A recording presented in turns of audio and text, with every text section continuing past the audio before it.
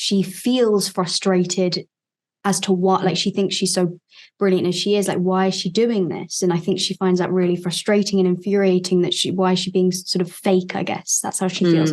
But obviously she comes to learn, and that's what Yennefer's there to do, sort of teach Ciri that there are sometimes you have to do this.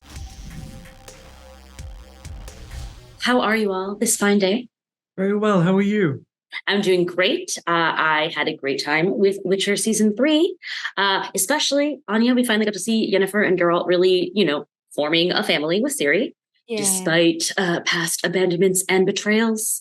How has their relationship evolved to reach this point? What makes that possible? I think it is because of Ciri, because it allows them to, I suppose, not be so cluttered with each other, and see their connection for what it is, which is something I think they've overthought, when actually it's because they're focused on Ciri so much and the bigger picture, they realize that actually whatever they have between them is real, and they're drawn to each other. I love to see it.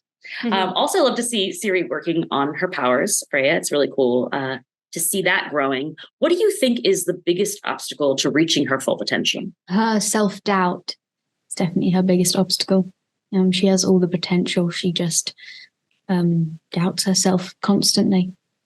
And it's really sad. Hopefully she will power through and find self-acceptance. Jaskier, having a great time this season. I am loving seeing the softer side, seeing the romantic side. What can you tell me about, what he thinks about Radovid? What is going on there? How does that blossom? Jaskier is a fantastic judge of character. He's able to see people and see them for who they really are. And I think Radovid's the first challenge that he's seen in a while. There's a facade there. There's a kismet that I think is that he recognizes in himself. He recognizes something in Radovid that he himself does, which is at times hide behind that painted visage, behind that facade, and it draws him to him. It draws him to uncover the real person behind that mask, and I think Radovid's drawn to him too for the same reasons. And I love to see it. I also love returning to Aretuza and getting to see both Yennefer and Ciri there.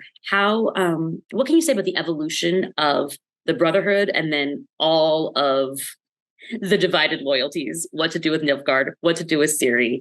How are you ladies feeling in that situation? I think for the first time, I care about it. Yennefer cares about it. With all this divided loyalty, she realizes that there's no place for Ciri, I suppose. It's important that the world is a better place for her. And I think she's always been against them because it's always been against her. Or like restricted her, taken something from her. There's a lot of resentment there. But for the first time, she's realizing that she might have to make friends with a few people that she didn't like to help bring people together and unify these kingdoms. And Freya, for you, are there points where Ciri is like, you know what, I'm going to call Dad.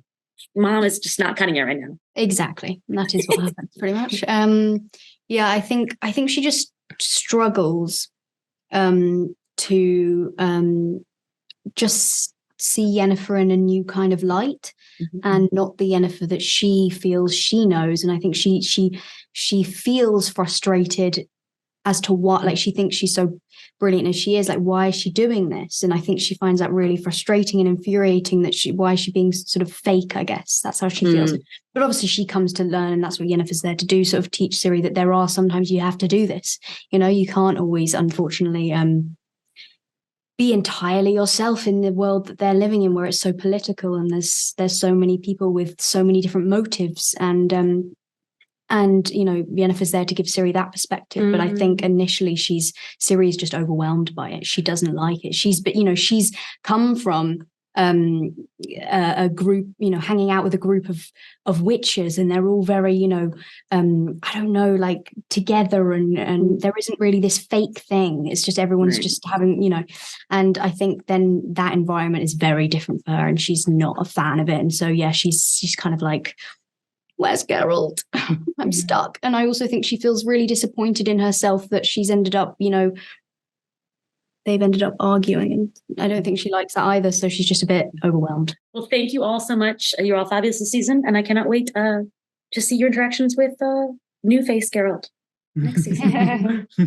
Thank you. Have a great day.